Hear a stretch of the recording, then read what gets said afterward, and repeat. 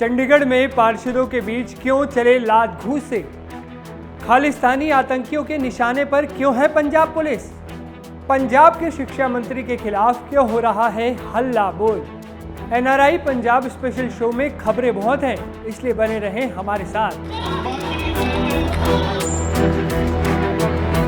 सत श्री अकाल जी सारे नू। एनडीटीवी के स्पेशल शो एनआरआई पंजाब में मैं असीम शर्मा आपका वेलकम करता हूं। शो की शुरुआत बड़ी खबर से करेंगे जो पंजाब की राजधानी चंडीगढ़ से आई। यहां नगर निगम की बैठक में जमकर हंगामा हुआ। मामला इतना बढ़ा कि पार्षदों ने बाद में हाथापाई भी शुरू कर दी। बताया जा रहा है कि कांग्रेस और बीजेपी के पार्षद आपस में भिड़ गए थे। वजह क्या थी, इस रिपोर्ट में जानिए। मर्यादा, नियम और कानून तोड़ने का हक अगर इस देश में किसी को है तो लगता है वो हक सिर्फ नेताजी को है। बस थोड़ी सी बात बिगड़ी नहीं कि इन्हें बॉक्सर बनने में देरी नहीं लगती। आप जो ये तस्वीरें देख रहे हैं वो किसी बॉक्सिंग रिंग की नहीं बल्कि चंडीगढ़ नगर निगम की हैं। सूत्रों के मुताबिक सत्ता पक्ष के पार्षद नॉमिनेटेड पार्षद अनिल मसीह को वोट चोर कह रहे थे। इस पर मामला गर्मा गया और हाथापाई तक की नौबत आ गई। अनिल मसीह वेल में आकर बोले राहुल गांधी नेशनल हेराल्ड मामले में जमानत पर है, जिसके बाद माहौल और गर्मा गया। इस दौरान बाबा साहेब डॉक्टर भीमराव अंबेडकर पर केंद्रीय गृह मंत्री अमित शाह के बयान पर भी चर्चा हुई। सदन में अमित शाह के खिलाफ एक प्रस्ताव पारित करने की कोशिश की गई, जिसके बाद बीजेपी एक तरफ और कांग्रेस और आम आदमी पार्टी एक तरफ आ गई। कि बीजेपी को शायद सच सुनने की आदत ही नहीं है। आज वो व्यक्ति ऑब्जेक्शन कर रहा है राहुल गांधी जी पे, जिसने खुद यहाँ पर इस हाउस के अंदर लोकतंत्र की हत्या की, जिसने सुप्रीम कोर्ट में माननीय सर्वोच्च उच्च न्यायालय में एफिडेविट दिया कि मेरी मानसिक स्थिति ठीक नहीं है, और वो आज हाउस में चिल्ला चिल्ला के राहुल गांधी जी के बारे में बोल रहा है, बाबा साहब के बारे में। तो क्या समझ सकता हूँ उससे कि मैं वो बेसिकली हाउस का माहौल खराब कर रहे थे, और दुर्भाग्यपूर्ण रहा कि उन्होंने एक हमारे साथी पार्षद के ऊपर हाथ तक भी मारने की कोशिश की। वो बहुत ही दुर्भाग्यपूर्ण है।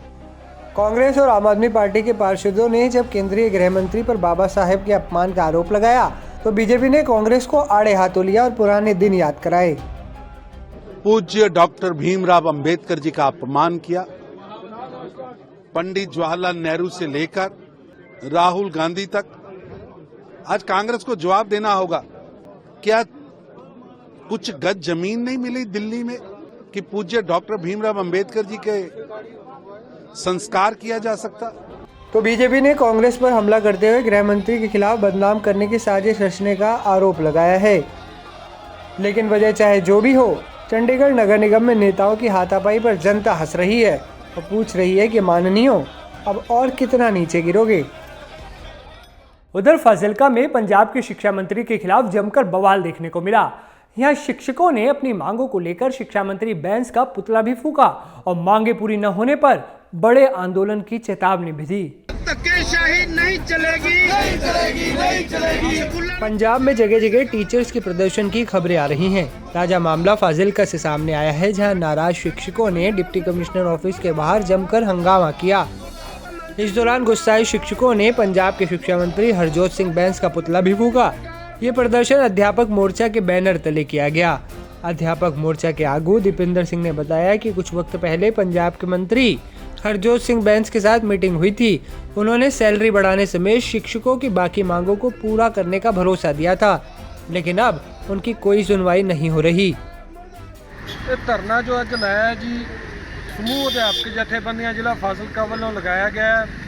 पिछे जे सिक्ख्या मंत्री साहब नाल एक मीटिंग हुई सी जथेबंदियां दी, जिहदे विच जथेबंदियां वालों ये मंग रखी गई सी कि जो पीटीआई अध्यापक है साडे उन्हां दे पे रिवीजन कर रही है सरकार, उन्हां दे पे घटा रही है। इस तो इलावा ਜਿਹੜੇ ਸਾਡੇ ਦਫ਼ਤਰੀ ਕੰਮ ਹੈ ਉਹਨਾਂ ਨੂੰ ਪੱਕੇ ਕਰਨ ਦੀ ਗੱਲ ਸੀ, ਅਤੇ ਜੋ ਸਾਡੀਆਂ ਪ੍ਰਾਇਮਰੀ ਤੋਂ ਮਾਸਟਰ ਕੇਡਰ ਦੀਆਂ ਪ੍ਰਮੋਸ਼ਨਾਂ ਹੋਈਆਂ ਉਹਦੇ ਲਈ ਸਮੂਹ ਸਕੂਲਾਂ ਵਿੱਚ ਜੋ ਖਾਲੀ ਅਸਾਮੀਆਂ ਉਹਨਾਂ ਤੇ ਸਟੇਸ਼ਨ ਸ਼ੋਅ ਕਰਨ ਦੀ ਗੱਲ ਸੀ। ਪਰ ਸਿੱਖਿਆ ਮੰਤਰੀ ਸਾਹਿਬ ਸਾਰੀਆਂ ਗੱਲਾਂ ਤੋਂ ਭੱਜ ਗਏ। ਮਿਡਲ ਸਕੂਲ ਸਿੱਖਿਆ ਮੰਤਰੀ ਸਾਹਿਬ ਕਹਿੰਦੇ ਵੀ ਅਸੀਂ ਬੰਦ ਕਰ ਦੇਣੇ ਆ। ਜੇ ਮਿਡਲ ਸਕੂਲ ਬੰਦ ਹੁੰਦੇ ਆ ਤਾਂ ਸਾਡੇ ਜਿਹੜੇ ਪਿੰਡਾਂ ਦੇ ਗਰੀਬ ਬੱਚੇ ਆ ਉਹਨਾਂ ਦੇ ਹੱਥਾਂ 'ਚੋਂ ਇਹਨਾਂ ਨੇ ਸਿੱਖਿਆ ਖੋਹਣ ਵਾਲਾ ਕੰਮ ਕਰਨਾ ਹੈ। क्योंकि जे मिडल स्कूल पिंड छोटे विच ना होगा तो उत्थों दी खास करके जिहड़ियां बच्चियां वो नेड़े किते भी होर स्कूल च पढ़ाई नहीं कर सकदियां, वो पढ़ाई तो वांझियां हो जाणगियां। आपको बता दें कि इससे पहले संगरूर में भी शिक्षकों ने मुख्यमंत्री भगवंत मान के आवास के सामने धरना दिया था और ठंड के मौसम में सड़क पर खुले आसमान के नीचे रात गुजारी थी।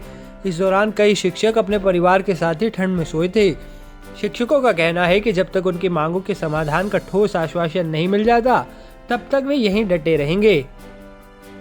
बता दें कि कंप्यूटर शिक्षक संघर्ष समिति के बैनर तले पंजाब भर के कंप्यूटर शिक्षकों ने तब पंजाब सरकार के खिलाफ वादाखिलाफी का आरोप लगाया था। पंजाब के अलग अलग थानों में ब्लास्ट करने वाले खालिस्तानी आतंकियों को जब पंजाब पुलिस ने मौत की नींद सुला दिया तो इस पर राजनीतिक बयानबाजी भी शुरू हो गई। पंजाब पुलिस और यूपी पुलिस के जॉइंट ऑपरेशन को वाकई बड़ी कामयाबी माना जा रहा है। फिर इस पर राजनीति क्यों हो रही है, देखिए इस रिपोर्ट में। पंजाब में पुलिस थानों पर धमाके करने वाले खालिस्तानी आतंकियों का पंजाब पुलिस ने 750 किलोमीटर दूर जाकर यूपी में एनकाउंटर कर दिया। गुरदासपुर थाने पर ग्रेनेड हमला करने वाले तीनों आतंकियों का पीछा करते हुए पंजाब पुलिस की टीम यूपी के पीलीभीत तक पहुंच गई। इसके बाद पंजाब पुलिस ने यूपी पुलिस के साथ कोऑर्डिनेट किया और जॉइंट ऑपरेशन कर आतंकियों के पीछे लग गई। लेकिन जैसे ही आतंकियों को पुलिस की भनक लगी तो उन्होंने पुलिस पर फायरिंग की, जिसके बाद पुलिस ने तीनों आतंकियों को ढेर कर दिया। यूपी और पंजाब पुलिस इसे वाकई बड़ी कामयाबी मान रही है। शिनाख्त जो ये तीन दुर्दांत अपराधी हैं जिनके पास से इतना हैवी वेपनरी और एमिनिशन मिला है, इनकी शिनाख्त गुरविंदर सिंह, वीरेंद्र सिंह उर्फ रवि और जसनप्रीत सिंह इनके रूप में ये शिनाख्त हुई है। अभी विवेचना हर बिंदु पे गहनता के साथ की जाएगी और साथ ही साथ जहां जहां आवश्यक होगा पंजाब पुलिस के साथ में भी समन्वय करके उनसे भी इसमें मदद ली जाएगी। ये आज की कार्रवाई जो है ये दो स्टेट्स की पुलिस का बेहतरीन कोऑर्डिनेशन का नमूना है। पंजाब पुलिस और उत्तर प्रदेश पुलिस के द्वारा बहुत बेहतरीन ढंग से इसमें कोऑर्डिनेशन किया गया। पुलिस के मुताबिक पीलीभीत में मारे गए तीनों आतंकियों की पहचान 23 साल के वरिंदर सिंह उर्फ रवि, 25 साल के गुरविंदर सिंह और 18 साल के जशनप्रीत सिंह के रूप में हुई। पुलिस भले ही एनकाउंटर पर पीठ थपथपा रही है, लेकिन पंजाब कांग्रेस के अध्यक्ष अमरिंदर सिंह राजा वड़िंग ने इस पर चिंता जाहिर की है। हालात तो खराब हैं, ये तो गृह मंत्री ने भी माना था जब गुजरात के चुनाव थे। पता नहीं इसके ऊपर ध्यान क्यों नहीं देते। जब ये माना है गृह मंत्री ने कि पंजाब में सब कुछ ठीक नहीं है, हैंड ग्रेनेड की घटनाएं निरंतर होती जा रही है और पुलिस स्टेशन तक सुरक्षित नहीं है, और आपने कहा कि सुरक्षा बल और बढ़ाए गए हैं डीजीपी के ऑफिस के बल्कि डीजीपी के हेडक्वार्टर पर, तो आप समझ लो कि मामला तो गड़बड़ है। कोई माने जाना माने, किस बात का इंतजार कर रही है सरकार हिंदुस्तान की और पंजाब, ये भगवान जाने, लेकिन लोगों के मन में इस बात के लिए असहम है, डर का माहौल है। बता दें कि गुरदासपुर जिले के बख्शीवाला पुलिस स्टेशन पर ग्रेनेड हमला हुआ था।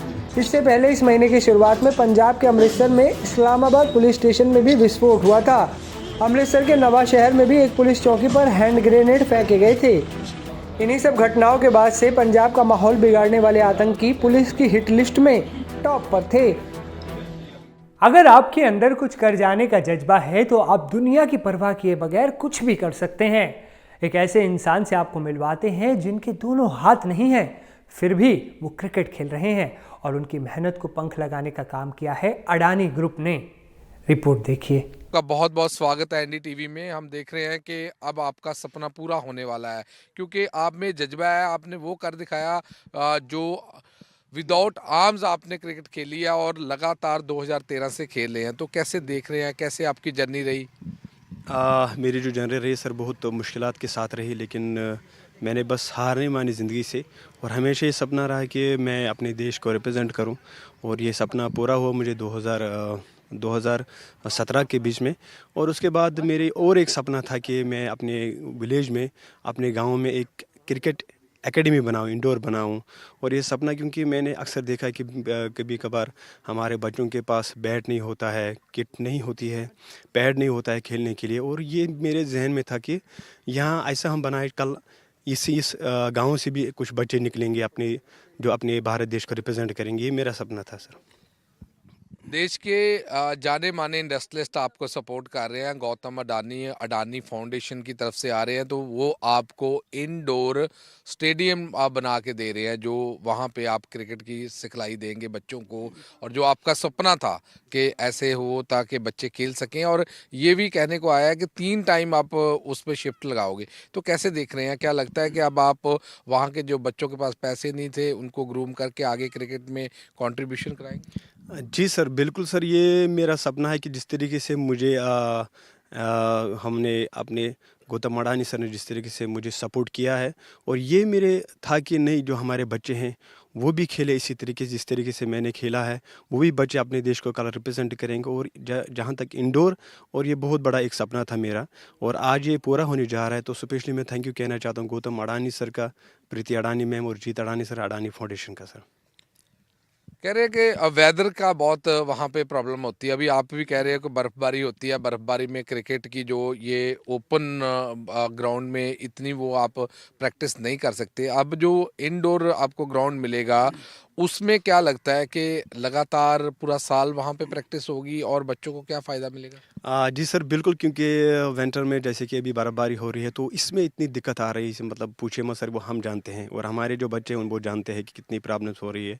क्योंकि उसके बाद मैंने ये फैसला किया कि यहाँ हम इंडोर बनाएंगे, और उस इंडोर में 2 टर्ब रहेंगे, क्योंकि सर्दियों में गर्मियों में भी हमें कोई दिक्कत नहीं हो जाएगी अब। लेकिन इस सपने को पूरा अगर कोई कर रहा है, वो हमारे देश के महान व्यक्ति जिसका नाम है गौतम अडानी सर। बिल्कुल, जो अडानी फाउंडेशन की तरफ से आपको सपोर्ट की जा रही है, लगभग 70 लाख रुपए की फाउंडेशन ने आपको राशि दी है, और उसमें ये भी कहीं ना कहीं कहा जा रहा है कि आपने पूरा मैपिंग कर लिया है कैसे करना है। तो थोड़ा कैसा स्टेडियम होगा, कैसा अंदर आप बनाओगे, कैसी ग्राउंड होएगी, कैसे आप बच्चों को करोगे, और कौन कौन से जो डिस्ट्रिक्ट के बच्चे होंगे, कौन कौन से ज़िलों के बच्चे होंगे, और कैसे आपने सोचा है कि 100 बच्चा लेंगे, 200 बच्चा लेंगे, क्या मतलब आपका क्या रफ प्लान क्या है? सर, मेरा प्लान यही था कि क्योंकि जो इंडोर होगा वो 90 बाई 40 फीट होगा, और जो टर्ब रहेगी वो बिल्डिंग के अंदर रहेगी। क्योंकि उसमें जैसे कि हम जैसे नॉर्मली बाहर खेलते हैं वैसे उसमें भी खेलेंगे, लेकिन उसमें ये होगा कि आप प्रॉपर तरीके से उसमें खेलेंगे, जिसमें कि हम हमेशा साल में हम 100 बच्चे तैयार कर सकते हैं, जितना हमारी क्रिकेट एकेडमी का कैपेसिटी होगा उतने बच्चे। और उसके बाद जो इलाके आते हैं, हमारा मढ़ामा आता है, सिरहामा आता है, कंडीपुरा आता है, और हमारे बिजबिहारा आता है, खेड़म आता है, और पुलवामा डिस्ट्रिक्ट अनंतनाग, कुपवारा, ये सब इलाके आते हैं। लेकिन दूर दूर से बच्चे आते हैं, और ये जो ख्वाब है मेरा, क्योंकि अब ये जो प्रॉब्लम है अब ये दूर होने वाली है, तो मैं दुआ करता हूँ अपने गौतम अडानी सर को, प्रीति मैम को, अडानी फाउंडेशन को, जीत अडानी सर को दिन दुगनी रात चुगनी तरक्की करे। क्योंकि ये वो सपना है जो मैंने सर जैसे बर्फबारी होती है तो वो मैं जानता हूँ, और हमारे जो बच्चे हैं वहाँ जानते हैं कि कितना मुश्किलात का सामना करना पड़ता है। लेकिन अब ये सपना पूरा होने जा रहा है। कह रहे आमिर हुसैन लोगों ने अपना जज्बा दिखाया, और जब जज्बे करके ये सारी जो सिचुएशन बनी है, तो कहीं ना कहीं जो सपना था आज साकार होता नजर आ रहा है। तो कहीं ना कहीं लगता है कि कहीं ना कहीं परमात्मा आपकी जो मेहनत थी उसको लगातार देख रहा है, तो आज ये सब कुछ जो भी आप सोच रहे थे वो पूरा होने जा रहा है। यस सर, बिल्कुल बिल्कुल बिल्कुल सर। सर, ये मैं जब अपने आप को देखता हूँ, और इसी के साथ साथ मैं अपने गांव के बच्चे, अपने ज़िले के बच्चों को भी देखता हूँ, क्योंकि किन प्रॉब्लम्स का सामना करना पड़ता है वो मैं बखूबी से जानता हूँ। लेकिन यही मेरा सपना था, और इस सपने को लेकर मैं सर न जाने कहाँ कहाँ भटक, कहाँ कौन बहुतों के पास गया। लेकिन जब एक मैंने मैसेज किया अपने गौतम अडानी सर को, फ़ौरन ही जवाब मिला, आमिर आप इंडोर का काम स्टार्ट करो, और इंशाल्लाह उसका जो काम होगा बस मार्च में ही स्टार्ट होगा। बस अभी हम उसके थोड़ी बहुत खुदाई करेंगे, क्योंकि सर्दी बहुत ज़्यादा है, और सर्दी में थोड़ा प्रॉब्लम हो जाती है सर। 2 कनाल के करीब जगह बता रहे हैं, और उस जगह पे आप ये सब बनाएंगे, यहाँ पे बच्चे आएंगे, ट्रेनिंग करेंगे। क्या कोई फीस भी होगी क्या, मतलब क्योंकि वहाँ एकेडमी तो बहुत है, क्रिकेट एकेडमी, हम ऐसा अलग एकेडमी में क्या करने जा रहे हैं जो आपका सपना है? सर, ये फर्स्ट आमिर क्रिकेट एकेडमी, ये फर्स्ट एकेडमी होगी हमारे जम्मू कश्मीर में, यानी कि अपने भारत देश में भी, जिसमें कोई भी पैसा नहीं होगा, कोई भी चार्जेस नहीं होगा, सब कुछ फ्री होगा। बच्चों को बस खेलना है और कुछ नहीं करना, क्योंकि मेरा भी सपना था कि मैं अपने देश के लिए खेलूं, और ये जो सपने हमारे बच्चे भी देख रहे हैं। लेकिन इंशाल्लाह ये सपना जो पूरा होने वाला है, और इसके बाद जो हम 15 अंडर 16 अंडर 14 रांची के लिए भी बच्चे तैयार करेंगे, कल उनके भी सपने पूरा हो सके। और इसमें स्पेशली मैं थैंक यू कहना चाहता अपने गौतम अडानी सर का। 2013 से आमिर हुसैन लोन ने शुरू की अपनी जर्नी, तो क्या कठिनाइयाँ आई और ये सपना कब लिया कि जो सपने को आज कहीं ना कहीं आपको रास्ता दिखा रहे हैं, तो 2013 से कैसी रही जर्नी और कैसे सोचते रहे कि एक दिन अपना यहाँ पे स्टेडियम होगा या अपना ग्राउंड होगा जो इंडोर ग्राउंड दिया जाएगा, उस ग्राउंड में आके बच्चे खेलेंगे और बच्चों को आप ट्रेंड करेंगे? सर क्योंकि मैंने 2013 से जब स्टार्ट किया था, क्योंकि बचपन से ही सपना था कि नहीं एक दिन आएगा कि जब मैं भी खेलूं क्रिकेट, लेकिन 8 साल की उम्र में जब एक्सीडेंट हुआ ये सपना टूट गया। लेकिन फिर भी मैंने जो है ज़िंदगी में हार नहीं मानी, जद्दोजहद किया। और 2013 में पहला मैंने नेशनल खेला जम्मू कश्मीर की तरफ से, और उसके बाद कंटिन्यू खेला क्योंकि बहुत मुश्किलात का सामना करना पड़ा, क्योंकि पैसा भी कभी कभी बार जेब में पैसा नहीं होता था। लेकिन हद तक इतना भी सर मैंने अपनी जो मेरी वाइफ है और उसका सोना भी मैंने बेच डाला, क्योंकि इतना वो मुझे शौक़ था कि ये मैं आगे बढ़ूं। लेकिन इस सपना जो था मेरा, जब हमारे देश के महान व्यक्ति गौतम अडानी सर को भी पता चला, क्योंकि जब उसके पास भी पता चला कि आमिर ऐसा प्लेयर है जिसके पास हाथ नहीं है, और फिर गौतम अडानी सर ने भी मुझे इससे पहले हेल्प की। लेकिन आज जब मुझे ज़रूरत पड़ी और आज भी उन्होंने मुझे हेल्प की, और जितने भी तारीफ़ की जाए वो बहुत कम है।